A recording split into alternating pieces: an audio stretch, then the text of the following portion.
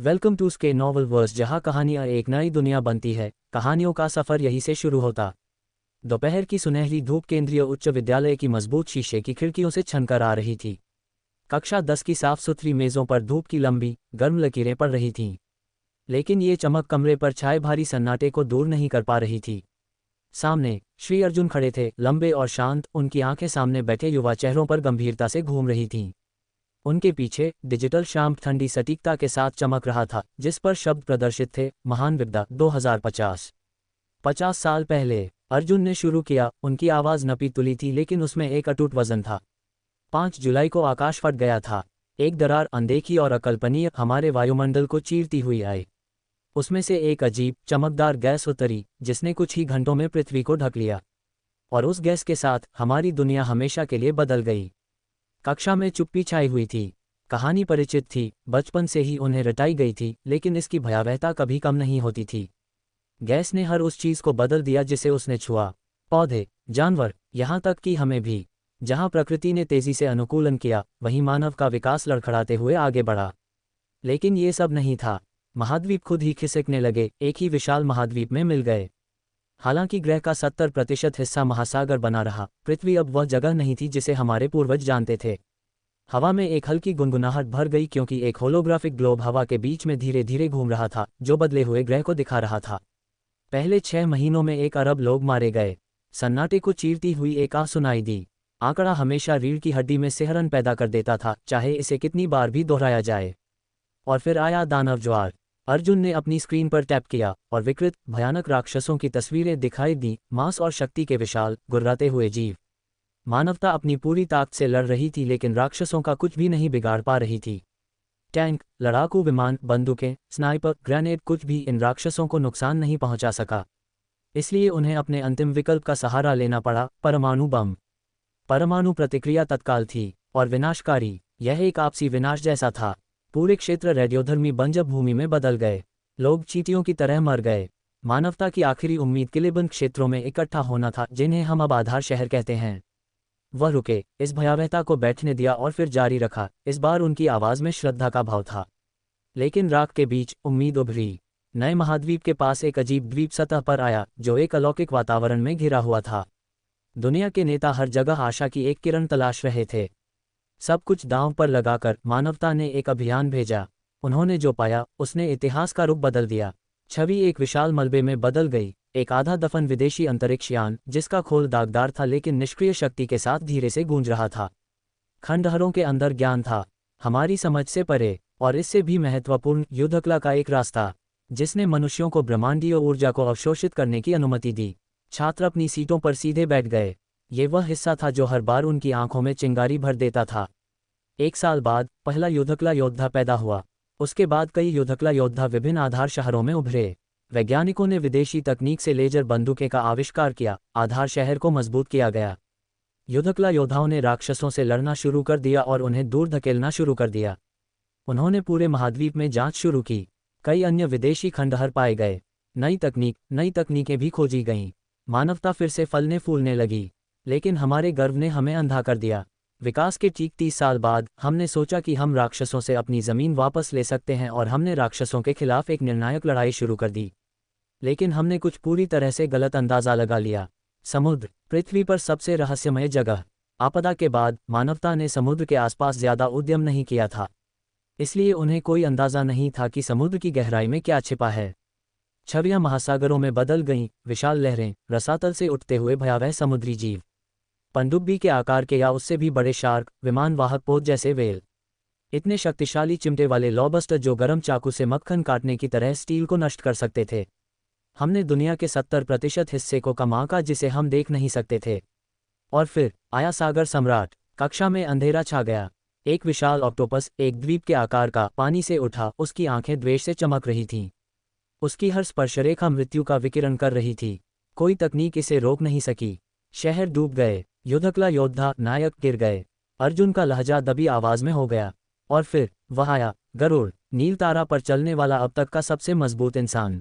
विदेशी खंडहरों से मिली एक तलवार से लैस, उसने पृथ्वी को हिला देने वाली लड़ाई में सम्राट को चुनौती दी। कमरा मंत्रमुग्ध होकर देख रहा था। जैसे ही दृश्य सामने आया, ऊर्जा, तूफान, टूटती लहरें और एक अकेला योद्धा प्रलय के खिलाफ खड़ा था। 3 दिन और रात तक वे भिड़ते रहे। कोई नहीं जीता, लेकिन एक समझौता हुआ। गरुड़ समुद्र में दखल नहीं देगा और सागर सम्राट जमीन पर मानवता के संघर्ष से दूर रहेगा। रोशनी वापस आ गई, सन्नाटा छा गया। वह 20 साल पहले की बात है। तब से हमने पुनर्निर्माण किया है। आधार शहर अब फल फूल रहे हैं, युद्धकला विकसित हुई है और गरुड़ अभी भी हमें देखते हैं, छाया में एक मूक संरक्षक। वह छात्रों की ओर मुड़े, आंखें चमक रही थीं। 1 महीने में आपकी कॉलेज प्रवेश परीक्षाएं शुरू हो जाएंगी। यदि आप लिखित और युद्धकला दोनों मूल्यांकनों में अच्छा प्रदर्शन करते हैं तो आपको पूरे ग्रह के सर्वश्रेष्ठ विश्वविद्यालय अरुणोदय युद्धकला विश्वविद्यालय में स्वीकार किया जा सकता है। लेकिन अगर आप वहां प्रवेश नहीं कर पाते हैं तो अन्य शीर्ष श्रेणी के विश्वविद्यालय भी हैं। लेकिन सबसे पहले आपको अर्ध योद्धा बनना होगा। 15 दिनों में आप सभी गठबंधन शाखा हॉल में अपना प्रमाणन परीक्षण देंगे। वह रुके, अपनी बात को बैठने दिया। मानवता का भविष्य आपके हाथों में हो सकता है। कड़ी मेहनत करो। छुट्टी। जैसे ही श्री अर्जुन के पीछे का दरवाजा खिसका, तनाव शीशे की तरह टूट गया। बातचीत फूट पड़ी। यार, फिर से वही भाषण। मैं कसम खाता हूं कि मैं इसे नींद में भी सुना सकता हूं। हंसी फूट पड़ी, लेकिन कक्षा के पीछे दीपशेख जम गया था। उसका चेहरा पीला पड़ गया था, उसकी सांसें अनियमित थीं, माथे पर पसीना चमक रहा था। राजवीर, उसका चौड़े कंधों वाला बचपन का सबसे अच्छा दोस्त, नाराज हुआ और उसे कोहनी मारी। दीपशेख, तुम ठीक हो भाई? तुम ऐसे लग रहे हो जैसे तुमने कोई भूत देख लिया हो। दीपशेख ने जवाब नहीं दिया। वह नहीं दे सका। उसके विचार एक अस्त व्यस्त तूफान थे। मैं कहाँ हूँ? अभी क्या हुआ? उसे याद आया। वह एक पार्क में अपने काम से काम रख रहा था, लेकिन अचानक एक ट्रक कहीं से आया और उसे टक्कर मार दी। फिर उसे कुछ याद नहीं रहा। मैं मर गया, है ना? क्या मैं नरक में हूँ? उसकी नब्ज तेज हो गई। सब कुछ गलत लग रहा था। भाषा, कक्षा, तकनीक, युद्धकला और विदेशी अंतरिक्ष यान की बातें। ये पृथ्वी नहीं थी। उसकी आंखों के पीछे एक तेज दर्द फटा और दीपशेख हाँफ उठा। यादें उसके दिमाग में भर गईं, उसके अपने नहीं। चेहरे, नाम, स्कूल के कार्यक्रम, युद्ध के रैंक, जीन लॉक। उसका सिर दुखने लगा। उसका पेट मथ रहा था। वह गिर गया। दुनिया अंधेरी हो गई। जब वह जागा तो वह अस्पताल में था। उसके सिर के ऊपर बांझ सफ़ेद रोशनी भनभना रही थी। उसके अंग कांप रहे थे जैसे अभी अभी 1000 सपनों का बुखार गुजरा हो। दीपशेख, तुम जाग रहे हो? राजवीर का चेहरा नजर में आया, आंखें चिंता से भरी थीं। यार, तुमने तो हमें डरा ही दिया था। दीपशेख धीरे से बैठ गया, अभी भी चकरा रहा था। मैं दीपशेख हूँ, उसने किसी और की तुलना में खुद से ज्यादा फुसफुसाया। नील तारा, आधार शहर 5। ये नाम उसके मुंह में विदेशी लगा, फिर भी परिचित था। वह दीपशेख नहीं था जो पृथ्वी पर रहता था। वह दीपशेख मर चुका था, और वह अब कोई ऐसा था जो एक नई दुनिया में पुनर्जन्म लिया था। राक्षसों, युद्धकला की शक्ति और विदेशी विरासत की एक क्रूर, अद्भुत, भयानक दुनिया। किसी तरह, सभी बाधाओं के बावजूद, उसकी इच्छा पूरी हो गई थी। उसने हमेशा दूसरे मौके का सपना देखा था। एक ऐसी दुनिया जहां ताकत का राज चलता हो, जहां वह उठ सके, लड़ सके, उद्देश्य के साथ जी सके। अब ये सच था। उसने अपनी आंखें बंद कर लीं। फिर एक ठंडी, यांत्रिक आवाज उसके मन की गहराई में गूंजी। डिंग। अनंत प्रणाली सफलतापूर्वक सक्रिय हो गई है। दीपशेख के दिमाग में एक सूचना की परिचित घंटी गूंजी और वह जम गया। एक अवर्णनीय उत्साह का उछाल उसके माध्यम से दौड़ा। उसकी आंखें चौड़ी हो गईं। उसका दिल युद्ध ड्रम की तरह धड़क रहा था। वह आवाज ये सिर्फ एक बीप नहीं थी, ये भाग्य के लिए एक आह्वान था। पृथ्वी के एक अनुभवी नेटिजन के रूप में जिसने अनगिनत रातें वेब उपन्यासों को बिंज करने में बिताई थीं, दीपशेख ने इस क्षण को पहचान लिया।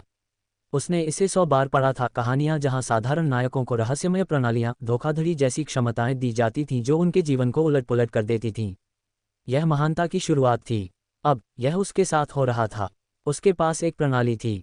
उसकी सांस अटक गई। आंखें बंद करके उसने अपना ध्यान अंदर की ओर किया, जैसे अनगिनत काल्पनिक नायकों ने किया था। उसने ध्यान केंद्रित किया। प्रत्याशा से मन तनावपूर्ण था, इंटरफेस को बुलाने की कोशिश कर रहा था। यह क्या होगा? एक दुकान प्रणाली, एक खेती त्वरक, एक कौशल प्रतिलिपिकर्ता। फिर उसकी बंद पलकों के पीछे अंधेरे में एक पारभासी पैनल टिमटिमाया। मास्टर दीपशेख। शारीरिक बनावट 0.1। आत्मा 0.1। बस यही था। दीपशेख झपका। निराशा एक ठंडी हवा की तरह अंदर घुस गई। कोई चमकती रोशनी नहीं, कोई नाटकीय तारांकन फैनफेयर नहीं, कोई टैब, विकल्प या शक्तियों की भव्य सूची नहीं, बस 2 मामूली आंकड़े। उसका प्रारंभिक उत्साह फीका पड़ने लगा। फिर बिजली के बोल्ट की तरह एक दर्द उसके खोपड़ी के माध्यम से फट गया। वह सिसका, अपने सिर को पकड़ लिया क्योंकि डेटा उसके दिमाग में भर गया। एक ठंडी, यांत्रिक आवाज़ उसके भीतर गूंजी। प्रणाली सक्रिय, मुख्य कार्य, हर 24 घंटे में मेजबान के गुणों को स्वचालित रूप से दोगुना करता है। दीपशेख जम गया, उसके विचार रुक गए। हर 24 घंटे में दोगुना, उसकी पुतलियां सिकुड़ गईं। वह गणित का प्रतिभाशाली नहीं था, लेकिन यहाँ तक कि वह घाती और वृद्धि को समझता था। सबसे पहले बदलाव छोटा लगेगा, लेकिन समय के साथ दिनों, हफ्तों, एक बर्फ का गोला एक हिमस्खलन बन जाएगा। सबसे कमजोर चींटी एक अजगर बन सकती है। उसकी उंगलियां कांप उठीं, उसने उन्हें मुट्ठियों में भींच लिया, उसके होंठ स्तब्ध में खुल गए। यह पागलपन है। अचानक वह बुनियादी पैनल अब इतना तारांकन अंडरवेलमिंग तारांकन महसूस नहीं हुआ। शारीरिक बनावट 0.1, आत्मा 0.1। प्रणाली से डेटा ने स्पष्ट किया, किसी भी आंकड़े में 1.01 टन बल के बराबर था। 0.1 पर दीपशेख में वर्तमान में लगभग 100 किलोग्राम शारीरिक और आध्यात्मिक शक्ति थी। साफ, गोल संख्याएं, बहुत साफ। प्रणाली ने जानबूझकर अपने शुरुआती बिंदु को कैलिब्रेट किया होगा, लेकिन दीपशेख ने उस पर ध्यान नहीं दिया। उसे जवाब चाहिए थे जिस दुनिया में वह अब रहता था, उसके बारे में। इस शरीर की विरासत में मिली यादों को छानते हुए एक नई वास्तविकता सामने आई। ग्रह को नील तारा कहा जाता था, एक भविष्यवादी पृथ्वी जैसा संसार जहां युद्धकला शक्ति का राज चलता था। जबकि उन्नत तकनीक मौजूद थी, समाज का सच्चा आधार ब्रह्मांडीय ऊर्जा थी और जो खेती के माध्यम से इसका उपयोग कर सकते थे। शक्ति सब पर राज करती थी। खेती पदानुक्रम को 5 प्रमुख क्षेत्रों में विभाजित किया गया था: युद्धकला योद्धा, युद्धकला मास्टर, युद्धकला महागुरु, युद्धकला राजा, युद्धकला सम्राट। इस रास्ते पर चलने के लिए किसी को पहले अपनी तत्व आत्मीयता को जागृत करना होता था। कुछ लोगों में 9 तत्वों में से एक के लिए एक अव्यक्त आत्मीयता होती थी: अग्नि, जल, पृथ्वी, धातु, वायु, प्रकाश, अंधकार, गड़गड़ाहट और बर्फ। अपने तत्व के माध्यम से उन्हें एक संगत श्वास तकनीक प्राप्त होगी, जिससे वे ब्रह्मांडीय ऊर्जा को अवशोषित कर सकेंगे और विकसित हो सकेंगे। खेती की नींव 5 जीन लॉक को अनलॉक करने में निहित थी, प्रत्येक एक क्षेत्र से जुड़ा हुआ था। हर जीन लॉक में 9 उप लॉक होते थे और हर एक को अनलॉक करने से एक युद्धकला योद्धा की शक्ति तेजी से बढ़ती थी। पहले जीन लॉक को अनलॉक करने से पहले एक मानव की शक्ति 1000 किलोग्राम पर कैप होती थी, एक कठिन सार्वभौमिक सीमा। एक बार अनलॉक होने पर, हालांकि, पहला उपलॉक 2000 के ग्रा, दूसरा 3000 के ग्रा, तीसरा 4000 के ग्रा, नौवां 10,000 के ग्रा। युद्धकला मास्टर में प्रगति पर, पहला उपलॉक 50,000 के ग्रा, दूसरा 100,000 के ग्रा, और इसी तरह शक्ति वृद्धि की एक भयानक प्रणाली। दीपशेख आश्चर्य किए बिना नहीं रह सका। और मेरे पास एक प्रणाली है जो मेरे आंकड़ों को दैनिक दोगुना करती है। आज 100 किलोग्राम से शुरू हो रहा है, कल 200, उसके बाद का दिन 400, फिर 800, 1600 to 1000 किलोग्राम की सीमा से अधिक। एक ऐसा कारनामा जो किसी भी अनजागृत नश्वर ने कभी हासिल नहीं किया था। क्या मैं कानून तोड़ सकता हूँ? इस विचार ने उसके दिल को फिर से तेज कर दिया। उसका दिमाग उस ओर भटक गया जो उसे कक्षा से याद था। एक शीर्ष स्तरीय युद्धकला विश्वविद्यालय के लिए अर्हता प्राप्त करने के लिए एक छात्र को पहले अर्ध युद्धकला योद्धा बनना होता था। मापदंड: घूंसे मारने की ताकत 500 के ग्रा, दौड़ने की गति 25 मीटर प्रति सेकंड। उस प्रमाण पत्र के साथ कोई भी तत्व आत्मीयता परीक्षण दे सकता था। पास होने पर उन्हें गठबंधन हॉल से एक श्वास तकनीक प्राप्त होगी और खेती शुरू हो जाएगी। असफल होने पर उन्हें साधारणता के लिए निंदा की गई। एक ऐसी दुनिया में शक्तिहीन जहां ताकत सब कुछ तय करती थी। ये वह दुनिया है जिसमें मैं अब हूँ। अभी भी खुलासे से हिल रहा था। दीपशेख अस्पताल के बिस्तर से खड़ा हो गया। बाहर सूरज डूब रहा था, आसमान को नर्म सोने में रंग रहा था। उसे वे छात्र याद आए जिन्होंने पहले उसकी मदद की थी, राजवीर और अन्य। मुस्कुराते हुए दीपशेख ने उन्हें पास के एक रेस्तरां में भरपेट भोजन कराया। ये कम से कम वह कर सकता था। उस शाम बाद में उसने घर जाने के लिए एक सवारी बुक की। चिकनी गुनगुनाहट वाली कार नियॉन जगमगाती सड़कों के माध्यम से फिसल गई। दीपशेख पीछे की सीट पर बैठा था, खिड़की से बाहर घूर रहा था। ये जीवन मेरे पहले वाले से कितना अलग है। पृथ्वी पर वापस वह अकेला था, एक अनाथ, कोई परिवार नहीं, कोई सपने नहीं, बस एक भूरे उदासीन दुनिया में एक भटकती आत्मा। लेकिन यहाँ उसके माता पिता थे, एक घर, एक भविष्य। जयंत परिवार शहर के कुलीन लोगों में से था। उसके पिता एक सफल व्यवसायी, उसकी माँ उसके दिमाग में खंडित यादों से एक सौम्य आकृति। और फिर भी चिंता उसे खा रही थी। क्या वे ध्यान देंगे कि मैं अलग हूँ? क्या मैं मूल दीपशेख की तरह अभिनय कर सकता हूँ? सौभाग्य से इस दुनिया का दीपशेख अंतर्मुखी और शांत था। दूर, हालांकि वह अपने माता पिता से प्यार करता था, लेकिन उनके व्यस्त कार्यक्रम के कारण उन्होंने ज्यादा समय एक साथ नहीं बिताया था। फिर भी वे उसकी गहरी परवाह करते थे। उस विचार ने दीपशेख के दिल को गर्माहट दी और अपराध बोध को चुप दिया। कार एक अपस्केल जिले में एक चिकनी विला के सामने रुक गई। दीपशेख बाहर निकला, हर कदम के साथ घबराहट कसती गई। अपनी याद में नक्शे का पालन करते हुए उसने घर में प्रवेश किया। ये खाली था। राहत मिली, उसने अपने जूते उतारे और सीढ़ियां चढ़ गया। हर कमरा उसकी याद से मेल खाता था, हर तस्वीर, हर विवरण वास्तविक। अपने शयनकक्ष में उसने एक गर्म स्नान किया जिससे पानी तनाव को धो डाले। बाद में साफ कपड़ों में तैयार होकर वह बिस्तर पर आड़ी तिरछी टांगों से बैठ गया, छत को घूर रहा था। ये रहा, मेरा नया जीवन शुरू हो गया है। उसकी भावनाएं एक बवंडर थीं, डर, विस्मय, उत्साह। वह अब केवल जीवित नहीं रह रहा था, उसके पास एक प्रणाली थी, एक रास्ता, उठने का एक मौका। उसे बस समय चाहिए था। हर 24 घंटे में मेरी ताकत दोगुनी हो जाएगी अगर मैं शांत रहूं, तैयारी करूं और होशियारी से काम लूं। उसने अपने हाथों को देखा, उन्हें भींच लिया। एक नई आग उसकी आत्मा में जल गई। कल दूसरा दिन होगा और कुछ भी कभी पहले जैसा नहीं होगा। अब दीपशेख के पास वहां से अपना अर्धयुद्धकला योद्धा प्रमाण पत्र प्राप्त करने के लिए एसोसिएशन मार्शल हॉल जाने के लिए 15 दिन थे। अब जब उसके पास खुद के लिए समय था, दीपशेख अपनी चिकनी टर्मिनल स्क्रीन के सामने बैठ गया, लेखों और फोरमों को ब्राउज कर रहा था। उसका दिमाग जिज्ञासा से गूंज रहा था। क्या सभी युद्धकला योद्धा एक बार जब वे मार्शल क्षेत्र में कदम रखते हैं तो समान होते हैं? उसने सोचा, क्या उन सभी के पास समान ताकत होती है? लेकिन जवाब खोजने में ज्यादा समय नहीं लगा।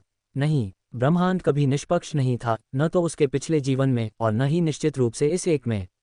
समानता एक मिथक थी जब ताकत की बात आती थी, जबकि युद्धकला योद्धा कुछ प्रतिभाओं को छोड़कर एक ही क्षेत्र में समान नींव की शक्ति साझा कर सकते हैं। ये समीकरण का केवल एक हिस्सा था। कौशल ने एक जबरदस्त भूमिका निभाई, चाहे वह हथियार तकनीक हो या नंगे हाथ की युद्धकला। इन कौशलों पर महारत किसी की युद्ध प्रभावशीलता को कई गुना बढ़ा सकती है। लेकिन महारत के लिए कुछ खास चाहिए था, समझ। भले ही दो लोग बिल्कुल समान कौशल सीखते हों, जिस तरह से वे इसे लड़ाई में लागू करते थे वह नाटकीय रूप से भिन्न हो सकता था। समझ, प्रतिभा, वृत्ति, ये कारक उन्हें अलग करते थे। फिर एक गेम चेंजर था सहज प्रतिभाएं। अपने जीन को अनलॉक करने और युद्धकला योद्धा क्षेत्र में कदम रखने पर कुछ व्यक्ति अद्वितीय प्रतिभाएं जागृत करते थे। ये प्रतिभाएं प्रकृति में तत्व हो सकती थीं, अग्नि, बर्फ, बिजली या बढ़ी हुई ताकत, गति या रक्षा जैसे शारीरिक लक्षण। अन्य उपचार, लंबी दूरी की दृष्टि आदि जैसी अधिक विशिष्ट क्षमताओं को जागृत करते थे। हालांकि हर कोई प्रतिभा से उपहारित नहीं था। सभी युद्धकला योद्धाओं में प्रतिभा नहीं हो सकती है, लेकिन हर प्रतिभाशाली में एक होती है। जैसे ही दीपशेख ने इस ज्ञान को अवशोषित किया, उसके भीतर एक आग जल गई। क्या होगा अगर मैंने भी एक प्रतिभा को जागृत किया? उसने उत्साहित होकर सोचा। प्रणाली की शक्ति के साथ संयुक्त मैं अजेय हो जाऊंगा। उस रात वह जल्दी सोने चला गया, उसका दिल महत्वाकांक्षा से भरा हुआ था। अगली सुबह सूरज की रोशनी उसकी खिड़की से अंदर आई। दीपशेख ने आलस्य से अंगड़ाई ली और एक विचार के साथ अपने गुणों को ऊपर लाया। मास्टर दीपशेख, शारीरिक बनावट 0.2, आत्मा 0.2। वह झपका पहले से कहीं ज्यादा तेज, ज्यादा केंद्रित महसूस कर रहा था। उसकी दृष्टि साफ लग रही थी, उसका शरीर हल्का। क्या यह आत्मा गुण का प्रभाव है? उसने सोचा। ताज़ा होने के बाद वह नाश्ते के लिए बाहर निकला। ये रविवार था, एक मुफ्त दिन। कुछ भी निर्धारित न होने के कारण उसने शहर का थोड़ा पता लगाने का फैसला किया। अपनी उन्नत मोटरबाइक, एक रॉयल एनफील्ड के बाद तैयार की गई एक चिकनी मशीन, लेकिन भविष्य के उन्नयन के साथ चलाते हुए दीपशेख ने इसे तेज किया। जानवर आसानी से 500 किलोमीटर प्रति घंटा मार सकता था, लेकिन आज वह धीरे धीरे घूम रहा था। उसका पहला पड़ाव एक शॉपिंग मॉल था। उसे प्रशिक्षण के कपड़े चाहिए थे, कुछ ऐसा जो पिछले दीपशेख ने कभी जरूरत न होने पर नहीं खरीदा होता। जैसे ही वह गियर के रैक के माध्यम से छानबीन कर रहा था, उसकी निगाहें पास की एक लड़की पर पड़ीं। उसकी सांस अटक गई। वह आश्चर्यजनक थी, चीनी मिट्टी की त्वचा, लगभग 170 सेमी लंबी और एक ऐसी आकृति जो किसी भी मॉडल को प्रतिद्वंद्वी बना सकती थी। उसने अपनी पिंडलियों को गले लगाने वाले काले जूते के साथ एक फिटेड टर्टलनेक के ऊपर एक स्टाइलिश बैंगनी ट्रेंच कोट पहना था, खूबसूरती और ताकत का एक सही मिश्रण। दीपशेख की दिल की धड़कन अकारण बढ़ गई। मैं ऐसे प्रतिक्रिया क्यों कर रहा हूँ? फिर वह समझ गया, यह उसकी भावना नहीं थी, यह मूल दीपशेख से संबंधित थी। वह लड़की रोशनी थी, उसकी सहपाठी और लंबे समय से क्रश। उसने साहित्य और युद्धकला दोनों में उत्कृष्ट प्रदर्शन किया और अरुणोदय युद्धकला विश्वविद्यालय में प्रवेश करने का सपना देखा। हालांकि एक मामूली परिवार से वह प्रेरित थी, अपने दिन अध्ययन करने और जिम में युद्धकला का अभ्यास करने में बिताती थी। आज वह अकेली नहीं थी। उसके बगल में एक छोटी लड़की खड़ी थी, शायद उसकी बहन। उसने वही अलौकिक सुंदरता साझा की। पुराने दीपशेख के विपरीत इसने संकोच नहीं किया। वह ऊपर चला गया और उसे अभिवादन किया। अरे रोशनी! रोशनी मुड़ी, चौंक गई। उसकी आंखें पहचान में चौड़ी हो गईं। दीपशेख! उसने आश्चर्य से पूछा। वह उसे शांत लड़के के रूप में जानती थी जो राजवीर को छोड़कर शायद ही किसी से बात करता था। फिर भी उसने शालीनता से मुस्कुराया। हाय छोटी लड़की, ज़ारा! दीपशेख को जिज्ञासा से झांका। वह सुंदर था और उसकी बहन उसे जानती थी। दीपशेख धीरे से मुस्कुराया और उसे भी अभिवादन किया। शर्मीली, ज़ारा रोशनी के कोट के पीछे छिप गई। तुम यहाँ क्या कर रही हो, रोशनी? दीपशेख ने पूछा। बस अपने और ज़ारा के लिए कपड़े खरीद रही हूँ, उसने जवाब दिया। दीपशेख ने सिर हिलाया और सहजता से पेश किया। क्या कॉफ़ी पीना चाहोगी? रोशनी ने झिझका। शायद किसी और समय, उसने धीरे से इनकार कर दिया। समझते हुए दीपशेख ने आगे जोर नहीं दिया। उसने एक छोटी सी मुस्कान दी और उन्हें अलविदा कहा। मॉल छोड़ने के बाद दीपशेख पास के एक मार्शल जिम बाग पंजा अखाड़ा की ओर चला गया। एक गर्म दिखने वाली रिसेप्शनिस्ट ने उसे अभिवादन किया। कुछ ढूंढ रहे हैं? उसने पूछा। उससे दीपशेख ने सीखा कि जिम का मालिक एक शक्तिशाली स्तर 9 युद्धकला योद्धा था। कई महत्वाकांक्षी छात्र अपने जीन को जागृत करने से पहले वहां प्रशिक्षण लेते थे। यह मार्शल पद शुरू करने के लिए एक सम्मानित जगह थी। दीपशेख ने शामिल होने पर विचार किया, लेकिन फिर उसने सिर हिलाया। प्रणाली के साथ उसकी ताकत बहुत तेजी से बढ़ेगी। अगर उसने यहाँ प्रशिक्षण लिया तो अपनी अप्राकृतिक प्रगति को छिपाना मुश्किल होगा। बेहतर है कि लोग ही रहें अभी के लिए। उसने बाकी का दिन शहर के विभिन्न हिस्सों में घूमते हुए बिताया और आखिरकार घर की ओर चला गया। जैसे ही उसने घर में कदम रखा, दीपशेख रुक गया। वे घर पर हैं। इससे पहले कि वह खुद को संभाल पाता, घबराहट की एक झिलमिलाहट उसे लगी। रसोई में उसकी माँ ईला रात का खाना तैयार करते हुए एक धुन गुनगुना रही थी। लंबी और सुंदर, उसने गर्माहट का एक ऑरा चलाया। उसके पिता जयंत सोफे पर बैठे थे, 190 सेमी का एक ऊंचा व्यक्ति, एक मजबूत एथलेटिक निर्माण और एक तेज शांत आचरण के साथ। अरे माँ! पिताजी! दीपशेख ने अभिवादन किया। ईला मुड़ी, आश्चर्यचकित। दीपशेख, तुम वापस आ गए। मैं खरीदारी करने गया था, उसने सहजता से कहा। उसकी भौहें उठीं। खरीदारी? ये दुर्लभ है। तुमने क्या खरीदा? प्रशिक्षण के कपड़े। प्रशिक्षण के कपड़े? ईला चौंक गई, वास्तव में हैरान। किस लिए? मैं 15 दिनों में अर्धयुद्धकला योद्धा प्रमाण पत्र परीक्षा देना चाहता हूँ। मुझे प्रशिक्षण लेने की ज़रूरत है। जयंत ने टीवी से ऊपर देखा, चौंक गया।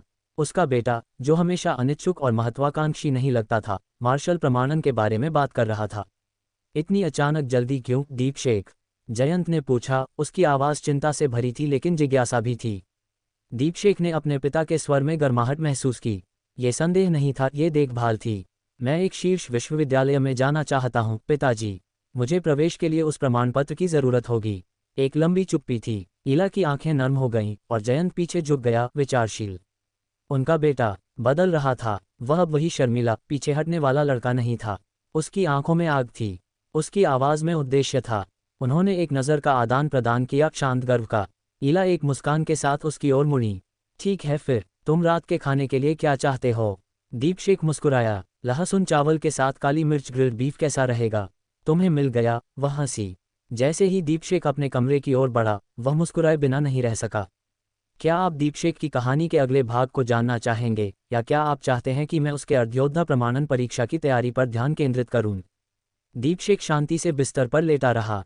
उसे रात दिन पसीना बहाकर शक्तिशाली बनने की जरूरत नहीं थी। उसे बस समय चाहिए था। अगली सुबह दीपशेख ने अपना स्टेटस देखा। मास्टर दीपशेख, शरीर बल 0.4, आत्मा बल 0.4। जैसा कि उसके शक्तिशाली सिस्टम से अपेक्षित था, उसके गुण एक बार फिर दोगुने हो गए थे। अब उसके शरीर और आत्मा दोनों में 400 किलोग्राम बल था। जीवन शक्ति की एक लहर उसके अंदर दौड़ गई। वह पहले से कहीं ज्यादा हल्का, तेज और जीवंत महसूस कर रहा था। ताज़ा होकर वह बाहर आया तो नाश्ता मेज पर लगा था। प्लेट के पास एक नोट रखा था। वह उसकी माँ ईला की तरफ से था। प्रिय, हमें ऑफिस जाना है। तुम स्कूल जाने से पहले खा लेना, ठीक है? ढेर सारा प्यार। इस साधारण से नोट को पढ़कर उसके सीने में गर्माहट भर गई। इस तरह की सहज परवाह, यह माँ का स्नेह दीपशेख ने पहले कभी नहीं जाना था, और इसने उसे जितना सोचा था उससे कहीं ज्यादा छुआ। मुस्कुराते हुए वह बैठ गया और नाश्ते का भरपूर आनंद लिया, फिर स्कूल के लिए निकल पड़ा। केंद्रीय उच्च विद्यालय, 10वीं, एक कक्षा के अंदर। राजवीर हमेशा की तरह अपनी नींद न आने की शिकायत कर रहा था। वह फिर देर से सोया था और अब पूरा दिन एक चलती फिरती लाश की तरह महसूस कर रहा था। अचानक उसने आंखें सिकोड़कर दीपशेख को देखा। अरे दीपशेख, तू बदला बदला लग रहा है। क्या हुआ यार, छोटी बीवी मिल गई क्या? रुक, क्या छोटी मिस रोशनी आखिरकार तेरा बच्चा पैदा करने को मान गई? उसने विकृत मुस्कान के साथ मजाक किया। दीपशेख ने आंखें घुमाईं और राजवीर के सिर पर हल्का सा थप्पड़ मारा। काश ये सच होता, उसने आधा हंसते हुए कहा। राजवीर ने अपना सिर मला, अभी भी मूर्खों की तरह मुस्कुरा रहा था। नहीं, सच में ब्रो, तू ज्यादा स्वस्थ लग रहा है। फ्रेश, क्या बात है? दीपशेख ने कुछ देर सोचा, फिर जवाब दिया, मैं आजकल कुछ युद्धकला अभ्यास कर रहा हूँ। शायद इसलिए उसकी आवाज़ विचारपूर्ण थी, जैसे वह खुद भी पूरी तरह से निश्चित नहीं था। राजवीर की आंखें चौड़ी हो गईं। युद्धकला अभ्यास? सच में? क्या हमने हमेशा बिंदास नौजवान बने रहने का वादा नहीं किया था? तू अब ट्रेनिंग क्यों शुरू कर रहा है? अपनी छोटी क्रश को प्रभावित करने के लिए अरुणोदय युद्धकला विश्वविद्यालय में घुसने की कोशिश कर रहा है। दीपशेख ने बहस नहीं की, वह बस हंसा और बोला, हाँ, कुछ ऐसा ही। राजवीर मुस्कुराया और उसकी पीठ थपथपाई। तो फिर मुझे भविष्य में बस तेरी मोटी जांघ से चिपके रहना पड़ेगा, ओ भावी युद्धकला प्रतिभा। इससे पहले कि उनकी बातचीत आगे बढ़ती, श्री अर्जुन शिक्षक कक्षा में आए। सभी ध्यान दें, आज हमारे पास एक घोषणा है, उन्होंने कमरे का जायजा लेते हुए कहा। मैंने पहले बताया था कि अर्ध योद्धा प्रमाणन परीक्षा 15 जुलाई को होगी। हालांकि कुछ जरूरी परिस्थितियों के कारण तारीख आगे बढ़ा दी गई है। परीक्षा अब 7 जुलाई को होगी। तैयार रहें। पूरी कक्षा में आश्चर्य की लहर दौड़ गई। कुछ उत्साहित थे, बाकी घबरा गए, उनके पास तैयारी करने या अपनी शक्ति बनाने के लिए पर्याप्त समय नहीं था। राजवीर कराह उठा, धत्तेरी, कल मेरे पिताजी मुझे बाग पंजा अखाड़ा जाने के लिए तंग कर रहे थे। मैं जिम जाने की योजना भी बना रहा था, लेकिन अब तो वक्त ही नहीं बचा। दीपशेख दूसरी ओर शांत रहा। उसे ज्यादा हैरानी नहीं हुई।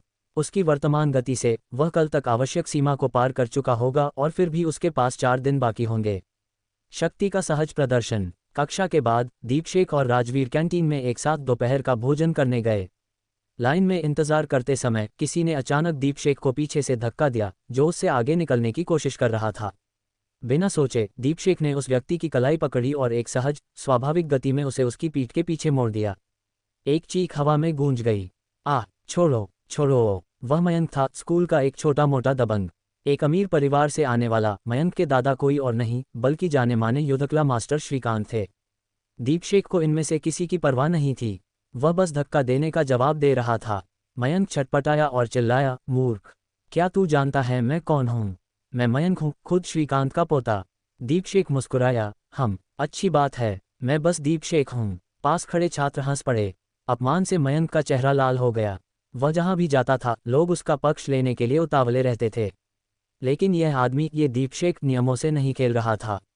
तुझे पछताना पड़ेगा, मयंक गुर्राया। मैं तुझे पछताने पर मजबूर कर दूंगा कि तूने कभी मुझे छुआ। लेकिन इससे पहले की बात बढ़ती, एक शांत, अधिकारपूर्ण आवाज आई। बस मयंक। वह रोशनी थी, कक्षा अध्यक्ष। सुंदर, शांतचित्त और सार्वभौमिक रूप से सम्मानित। भले ही वह एक संपन्न परिवार से नहीं आती थी, लेकिन उसके करिश्मे ने उसे वह दर्जा दिया था जिसे कोई धन नहीं खरीद सकता था। तुमने लाइन तोड़ने की कोशिश की और अब खुलेआम किसी को धमकी दे रहे हो सकता है मुझे प्रिंसिपल को इसकी रिपोर्ट करनी पड़े, उसने सख्ती से कहा। मयंक का घमंड हवा हो गया। उसका चेहरा पीला पड़ गया और वह पीछे हट गया। न केवल वह प्रिंसिपल से डरता था, बल्कि उसका रोशनी पर बहुत बड़ा क्रश भी था। दांत पीसते हुए वह बिना एक शब्द कहे दूर चला गया। दीपशेख ने उसे जाते देखा, उसकी आंखें सिकुड़ गईं। मयंक की आंखों में वह नज़र खतरनाक थी। वह दीपशेख के लिए कांटा बन सकता था। दीपशेख ने सोचा, शायद उसे पूरी तरह से हटा देना बेहतर होगा। उसने रोशनी की ओर मुड़कर एक सच्ची मुस्कान दी। बीच में आने के लिए धन्यवाद। रोशनी ने मुस्कान वापस दी। तुम काफी प्रभावशाली हो दीपशेख। मुझे नहीं पता था कि तुम में ये बात है। तुमने बिना देखे मयंक का हाथ रोक दिया। लगता है तुम युद्धकला में कड़ी मेहनत कर रहे हो। दीपशेख ने शर्मिंदगी से अपने सिर के पीछे खुजलाया। उसने किसी भी युद्धकला में प्रशिक्षण नहीं लिया था, यह उसके आत्मबल में वृद्धि से उपजा विशुद्ध सहज बोध था। मेज पर राजवीर फिर से मजाक करने लगा था। यार, तू तो छा गया। हमारी भाभी ने भी तेरी तारीफ की। तेरे लिए अच्छा है ब्रो। दीपशेख ने फिर उसके सिर पर थप्पड़ मारा, बैठते हुए मुस्कुराया। अपनी क्रश से सराहना मिलना, ये काफी अच्छा महसूस हुआ। 4 दिन बाद शक्ति का प्रकटीकरण। उस शाम जब दीपशेख घर पहुंचा, उसके माता पिता अभी भी बाहर थे। वह अपने बिस्तर पर लेट गया, दिन की घटनाओं को याद कर रहा था। उसने मयंक को अपमानित किया था, कोई ऐसा व्यक्ति जो विशिष्ट उपन्यासों में प्रतिशोध के लिए कुछ भी नहीं छोड़ेगा, भले ही इसका मतलब पूरे परिवार को नष्ट करना हो। दीपशेख ने उस पर कड़ी नज़र रखने का फैसला किया। अगर मयंक ने कुछ भी लापरवाही से किया, वह उसे मार डालेगा। बिना किसी हिचकिचाहट के 4 दिन पलक झपकते ही गुजर गए। 7 जुलाई, दीपशेख अन्य छात्रों के साथ स्कूल के प्रांगण में खड़ा था। आज वे अपना अर्धयोद्धा प्रमाण पत्र प्राप्त करने के लिए मार्शल एसोसिएशन की शाखा में जाने वाले थे। उसने अपना सिस्टम पैनल खोला। मास्टर दीपशेख, शरीर बल 6.4, आत्मा बल 6.4। सिर्फ 4 दिनों में उसके दोनों गुण 6.4 तक पहुंच गए थे, कुल 16 गुना की वृद्धि। और उससे भी बढ़कर उसने लोहे के नियम को तोड़ दिया था। जीन लॉक को अनलॉक करने से पहले किसी को भी 1000 किलोग्राम बल से अधिक नहीं होना चाहिए। अब दीपशेख के शरीर और आत्मा दोनों में 6 टन से अधिक बल दौड़ रहा था। और कुछ और जागृत हो गया था उसकी आत्मा के एक पॉइंट के निशान को पार करने के ठीक बाद मानसिक ऊर्जा। वह अब केवल इच्छाशक्ति का उपयोग करके दूर से वस्तुओं को हिला सकता था। 6 पॉइंट पर वह कुल 6 टन तक नियंत्रित कर सकता था, लेकिन एक समय में केवल 6 व्यक्तिगत वस्तुओं तक।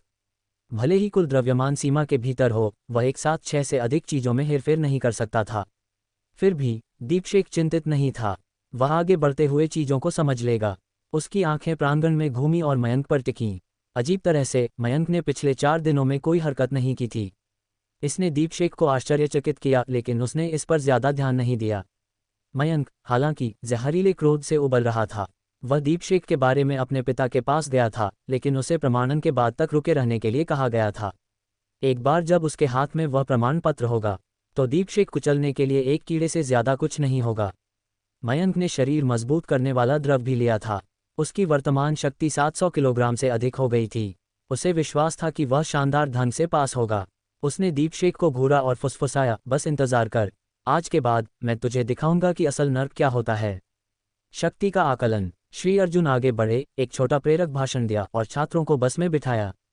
दीपशेख उत्साहित महसूस किए बिना नहीं रह सका। उसे एक अजीब एहसास था, आज वह एक प्रतिभा को जागृत कर सकता है।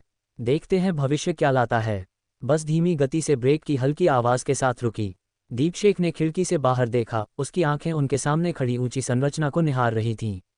मार्शल एलायंस शाखा हॉल सामने खड़ा था, गहरे धातु और प्रबलित पत्थर का एक भव्य भवन।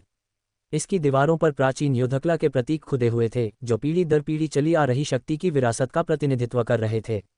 एक बड़ा मेहराब प्रवेश द्वार को चिन्हित करता था, जिसके नीचे एक लंबा व्यक्ति इंतजार कर रहा था। छात्र बस से बाहर निकले। उनकी बातचीत धीमी हो गई क्योंकि उनकी आंखें उनका इंतजार कर रहे व्यक्ति पर टिकी थीं। वह लंबा और चौड़े कंधों वाला था। उसकी मुद्रा तलवार की तरह सीधी थी। उसकी आभा शांत शक्ति और अटूट आत्मविश्वास बिखेर रही थी, स्पष्ट रूप से अनगिनत लड़ाइयों का एक अनुभवी। श्री अर्जुन अपने सामान्य शांत स्वभाव के साथ आगे बढ़े।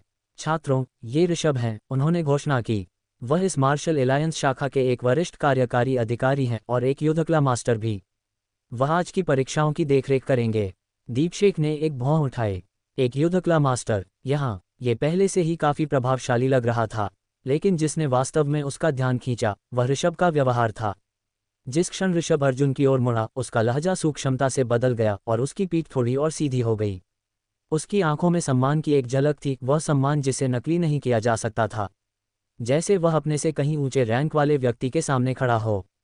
दीपशेख ने सोचा, वह अर्जुन के प्रति ऐसा क्यों व्यवहार कर रहा है। अर्जुन में युद्धकला योद्धा से परे किसी की आभा भी नहीं है, जब तक कि वह अपनी असली शक्ति को छिपा नहीं रहा हो। इस विचार को अभी के लिए झटकते हुए दीपशेख समूह के पीछे पीछे चला गया, क्योंकि वे हॉल के अंदर कदम रखे। मुख्य हॉल विशाल और गंभीर था, जो नर्म सफेद छत की रोशनी से जगमगा रहा था, जो पॉलिश किए हुए गहरे फर्श से परावर्तित हो रही थी। मार्शल एलायंस के सजावटी झंडे दीवारों के साथ ऊंचे लटके हुए थे, प्रत्येक प्रतीक शक्ति, एकता और विरासत का प्रतिनिधित्व कर रहा था। किनारों पर कई प्रशिक्षण कक्ष और परीक्षा कक्ष थे, जिनमें कांच की दीवारें थीं जो बाहर से दर्शकों को देखने की अनुमति देती थीं। अंदर की हवा में हल्के से कीटाणुनाशक और लोहे की गंध थी, इस बात का प्रमाण कि यह युद्ध और अनुशासन का स्थान था। उन्हें बड़े साइड रूम में से एक में ले जाया गया, जहां 10 भारी भरकम मशीनें एक पंक्ति में खड़ी थीं, धातु के खंभे, जिनमें से प्रत्येक में मोटे गद्देदार लक्ष्य और ऊपर डिजिटल डिस्प्ले लगे थे। ये, ऋषभ ने मशीनों की ओर इशारा करते हुए कहा, पहला दौर है शक्ति आकलन। आप 10-10 के समूहों में जाएंगे। आपका कार्य मशीन पर एक एकल मुक्का मारना है। यदि आपका बल आवश्यक सीमा से अधिक है, तो आप गति परीक्षण के लिए अर्हता प्राप्त करेंगे। भीड़ में फुसफुसाहट गूंज उठी। हर कोई पहले से ही मानक जानता था 500 किलोग्राम बल। ये शीर्ष स्तरीय युद्धकला अकादमियों में प्रवेश करने के इच्छुक छात्रों के लिए न्यूनतम आवश्यकता थी। 10 छात्रों का पहला बैच आगे बढ़ा, 6 लड़के और 4 लड़कियां।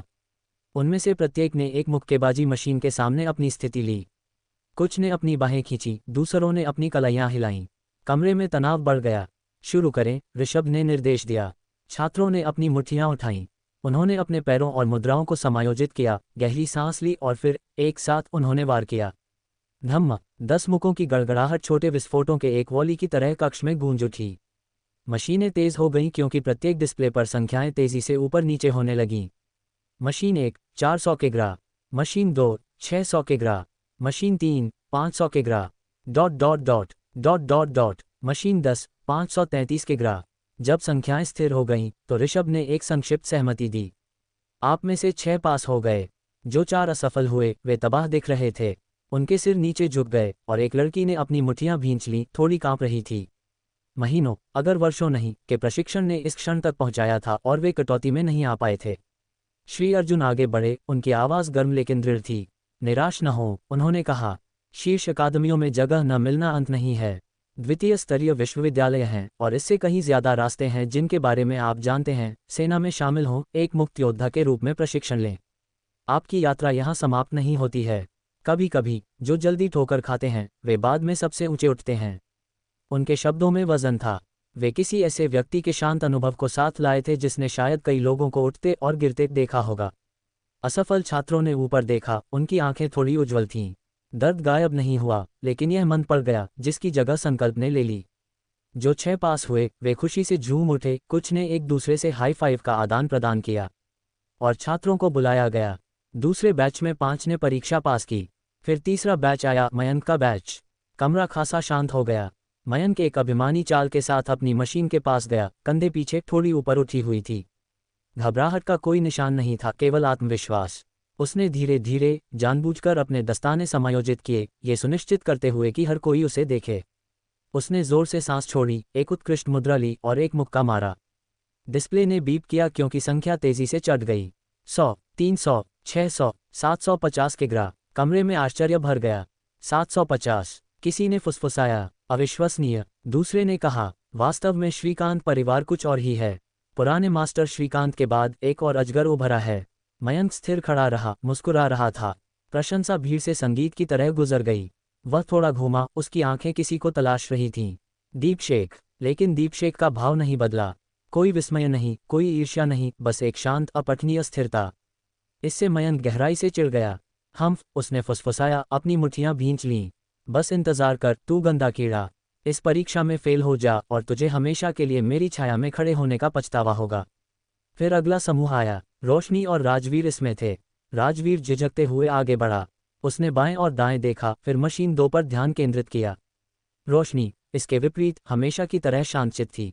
वह मशीन 7 की ओर चली जैसे उसने ये काम 100 बार किया हो। शुरू करो। धम्म। राजवीर की मशीन ने 433 किग्रा दिखाया, एक सभ्य प्रयास, लेकिन सीमा से नीचे। उसका चेहरा उतर गया। फिर सब रोशनी की मशीन की ओर मुड़ गए। संख्याएं तेजी से बढ़ीं, 500, 700 और अंत में 800 किग्रा। कमरा स्तब्ध सन्नाटे में डूब गया। यहाँ तक कि ऋषभ की भौहें भी उठ गईं। अर्जुन धीरे से हंसे, सहमति में सिर हिलाया। 800 किग्रा, और वह अभी भी अजागृत है, ऋषभ ने फुसफुसाया। सुपर शहरों में भी यह कुछ ऐसा नहीं है जो आप अक्सर देखते हैं। छात्र हैरानी में बड़बड़ाए, लेकिन रोशनी बस मुड़ी और वापस चली गई। कोई मुस्कान नहीं, कोई अहंकार नहीं। राजवीर निराश दिख रहा था। दीपशेख आया और धीरे से उसका कंधा थपथपाया। चिंता मत कर, वह मुस्कुराया। जब मैं स्वर्गिक राजा बनूंगा तो मैं तुझे अपना एक सेनापति बनाऊंगा। राजवीर ने पलक झपकाई, फिर हंसा। जैसा आप आदेश दें मेरे महाराज। दोनों ने एक हल्का क्षण साझा किया, हंसी ने तनाव को कम कर दिया। दीपशेख का वार। फिर दीपशेख की बारी आई। वह खामोशी में मशीन के पास गया। उसके दिमाग में विचार घूम रहे थे। उसकी वास्तविक शक्ति 6000 किग्रा से अधिक थी, लेकिन जीन लॉक को अनलॉक करने से पहले वर्तमान सैद्धांतिक सीमा 1000 किग्रा थी। क्या मुझे रुकना चाहिए? शायद संदेह से बचने के लिए 900 किग्रा मुक्का मारूं। लेकिन फिर एक अलग विचार उसके दिमाग में आया। नहीं, मैं अपनी रोशनी क्यों बंद करूं? मैं कुछ ही महीनों में उस गरुड़ को भी पार कर जाऊंगा जो वर्तमान में सबसे शक्तिशाली योद्धा है।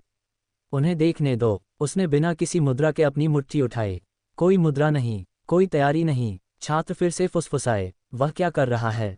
क्या वह सोचता है कि वह बिना फॉर्म के 500 मार सकता है? वह खुद को शर्मिंदा करने वाला है। मयंक मुस्कुराया, इंतजार में व्यावहारिक रूप से कांप रहा था। और फिर दीपशेख ने वार किया। बूम! मुक्का एक तोप के धमाके की तरह गूंजा। मशीन थोड़ी कांपी, डिस्प्ले तेजी से झपका। संख्या रॉकेट की तरह ऊपर चली गई। 300, 500, 700, 900, 1000 के गिरा। कमरा जम गया। कोई नहीं बोला, कोई नहीं हिला। राजवीर का जबड़ा खुला रह गया। रोशनी की आंखें, जो आमतौर पर शांत रहती थीं, अविश्वास में चौड़ी हो गईं। मयंक, उसकी मुस्कान गायब हो गई। उसका चेहरा क्रोध और अविश्वास में मुड़ गया। उसके भींचे हुए दांत जोर से सुनाई दिए, जिससे लोगों की नज़रें उस पर पड़ीं, लेकिन कोई सहानुभूति नहीं मिली। क्योंकि उस क्षण में सभी की निगाहें दीपशेख पर थीं। श्री अर्जुन की शालीनता डगमगा गई। पहली बार वह वास्तव में आश्चर्यचकित दिखे।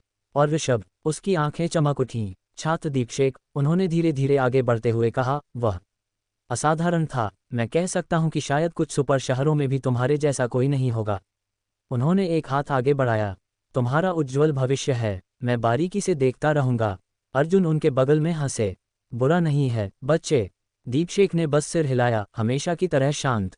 लेकिन गहराई में उसके सीने में एक गर्म गर्व भरा। उसने अपनी छाप छोड़ दी थी और अब कोई भी उसे नज़रअंदाज नहीं कर सकता था। बाकी बैच आए, लेकिन उत्साह चरम पर पहुंच गया था। जो अभी हुआ था उसे कुछ भी ढंक नहीं सकता था। अंत में 70 छात्रों ने शक्ति परीक्षण पास किया। ऋषभ ने एक बार ताली बजाई, सभी का ध्यान आकर्षित किया। ठीक है, आप में से जिन्होंने पास किया मेरे पीछे आएं। गति परीक्षण अगला है। बाकी 30 हालांकि निराश थे, कुचले नहीं गए थे। कई दृढ़निश्चयी दिखे, उनकी आंखें पहले से ही कड़ी मेहनत से प्रशिक्षण के विचारों से जल रही थीं। और इसके साथ चुने हुए 70 छात्रों ने ऋषभ का हॉल में गहराई तक पीछा किया। उनकी अगली चुनौती आगे इंतजार कर रही थी। क्या आप चाहते हैं कि मैं दीपशेख की कहानी को गति परीक्षण के साथ आगे बढ़ाऊं?